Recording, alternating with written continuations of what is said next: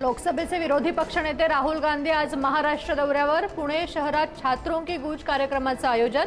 कार्यक्रमासाठी तब्बल 30 अटी। संध्याकाळी 4:30 ते रात्री 9:30 या वेळेत कार्यक्रमाला परवानगी। राहुल गांधींचा कार्यक्रम छात्रों की गूंज नाही, पैशांची गूंज। नवनाथ बन यांची टीका। कार्यक्रमाला हजर राहण्यासाठी 30 ते 35 हजार दिल्याचा आरोप। तर मोदी शहांप्रमाणे राहुल गांधींना पैसे देण्याची गरज नाही, ते लोकप्रिय नेते। संजय राऊतांचा पलटवार। उद्या मुख्यमंत्री देवेंद्र फडणवीस जैनजींसोबत संवाद साधणार। उद्या नागपुरात 30,000 जैनजींसोबत संवाद। जैनजींच्या मनातील प्रश्नांना देवेंद्र फडणवीस उत्तर देणार। नागपूरच्या रेशीमबाग मैदानात भव्य कार्यक्रमाचं आयोजन।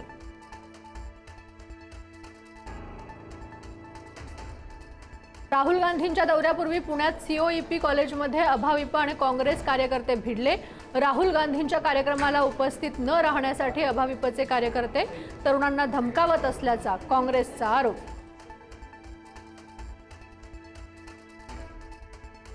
पुण्यातील राडा प्रकरणी 50 ते 60 जणांविरोधात गुन्हा दाखल। युवक काँग्रेस आणि काँग्रेस कार्यकर्त्यांवर शिवाजीनगर पोलीस ठाण्यात गुन्हा दाखल। काँग्रेसच्या पदाधिकाऱ्यांनी मारहाण आणि शिवीगाळ केल्याचा आरोप।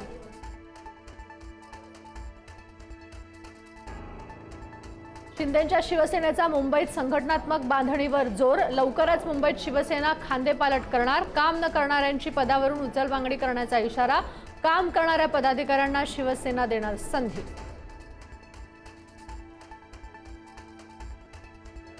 मनसे नेते अमित ठाकरे आज नाशिक दौऱ्यावर। जैनजींसोबत साधणार संवाद। विविध महाविद्यालयांना अमित ठाकरे देणार भेटी।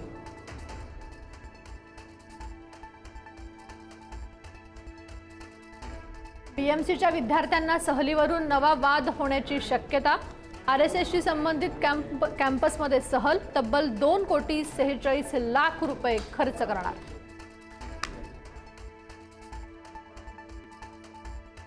सोने आणि चांदीच्या दरात मोठी वाढ। सोन्याच्या दरात 6,000 रुपयांची वाढ।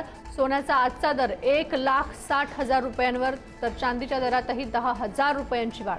चांदीचा आजचा दर 2,50,000वर।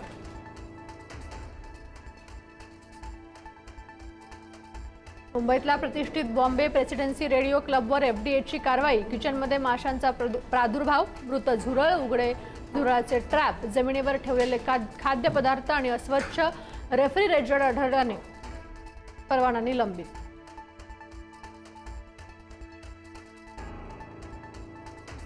लग्न जमवण्याचे आमिष दाखवून भोंदूंकडून फसवणूक।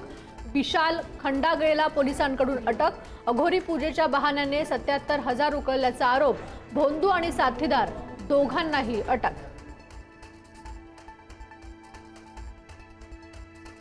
विदर्भात आजपासून पावसाचा जोर वाढण्याचा अंदाज। 25 ते 30 ऑगस्ट आणि 1 ते 7 सप्टेंबर दरम्यान 2 टप्प्यात चांगला पाऊस अपेक्षित। अल निनोचा प्रभाव कायम असला तरी विदर्भासह राज्यात पावसाची शक्यता वाढली।